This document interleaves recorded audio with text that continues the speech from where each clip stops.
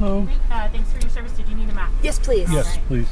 Visitor center is 12 miles to your left. Parking will probably be full by the time you get there. Shit. But just take a loop around 12 miles to your left. Maybe you'll get lucky. Thank you. Okay, thank you.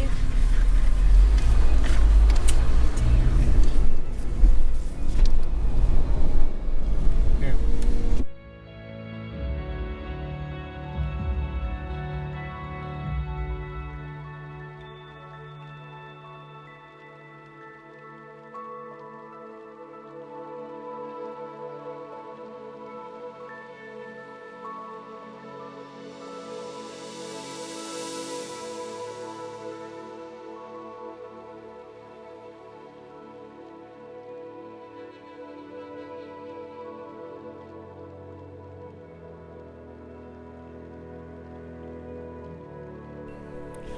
After 2,330 miles, we finally arrived at Zion National Park.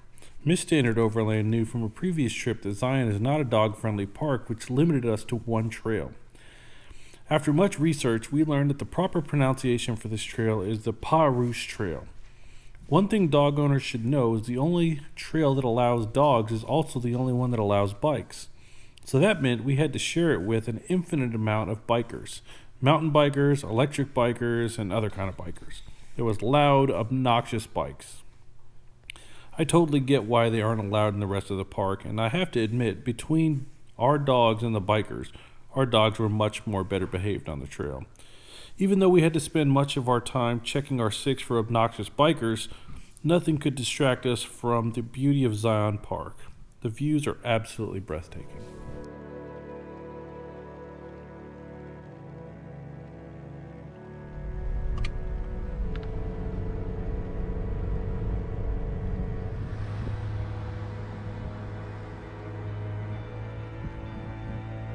Back home, Miss Standard Overland volunteers for a poodle rescue group called Carolina Poodle Rescue.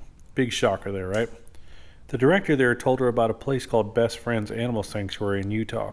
We didn't realize how close it was to us, and we were surprised to see the sign on our way to lunch after Zion. Of course, we had to stop in and check it out. This place is massive. It's the largest no-kill sanctuary in the United States. It has a large gift shop, which is fun to shop around in if you're pet owners like us. But my favorite part, have you guys ever heard of a cat room? Well, this place has one. It's a place you can go in there and just play with cats to your heart's content. After leaving the cat room, we drove further on down the property and stopped at a really amazing pet cemetery, bigger than I've ever seen before. They call it Angel's Rest, and you couldn't imagine a place more peaceful. The only sound you can hear was the wind chimes blowing in the breeze. I'll never forget that experience, and out of respect for Angel's Rest, we didn't film there. We highly encourage you to visit Best Friends Animal Sanctuary, as visitors are welcome.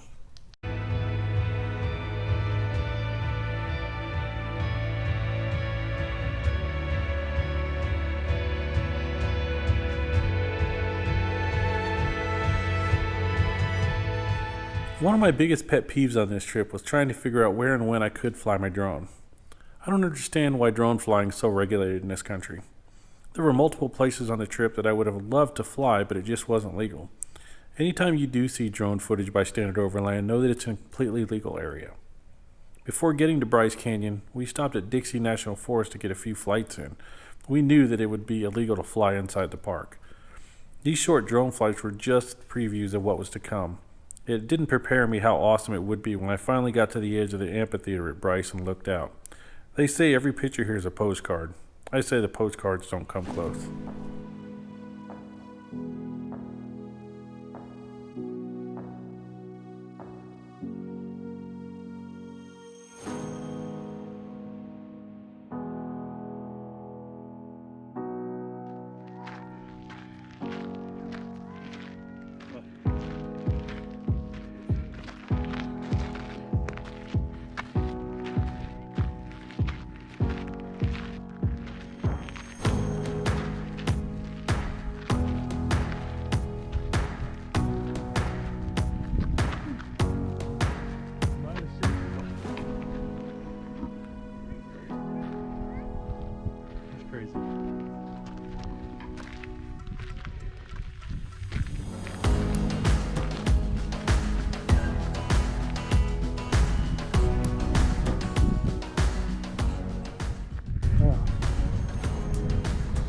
That's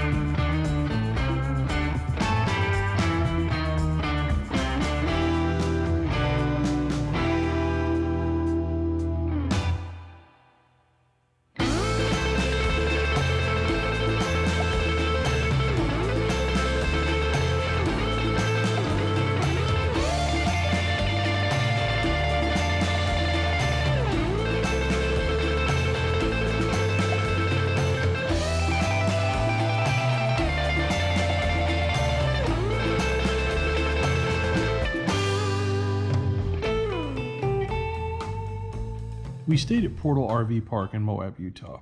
It's a super upscale RV park way beyond what we're used to on our normal overlanding trips. As we pulled into the driveway, the speed limit said 5 miles an hour. Have you ever tried to sustain 5 miles an hour? The 4Runner pulling a trailer idles faster than that. The mildly friendly guy behind the counter made it pretty clear that violating the rules would get us kicked out, making entering and exit the RV park the most stressful part of our trip. So this is our camp setup. Traveling cross country with 4 large dogs is not easy, but they're the reason why we got the trailer, so we had to make it work. The modular fence is a must. We call it the Poodle Containment Unit. Each section is independent and can be set up and taken down very quickly. The only downside is it's very heavy and awkward, but it's a necessary evil. It gives the pups freedom and gives Miss Standard Overland and I peace of mind for safety. Plus, it's a built-in petting zoo. So far, Sammy and Ruby have been sleeping with us in the rooftop tent, and Ollie and Ryder sleep in the temperature-controlled luxury down below. But on the drive here, we all slept in the NoBo. It's tight, but it works. As you can see by the other RVs, we have the most modest setup.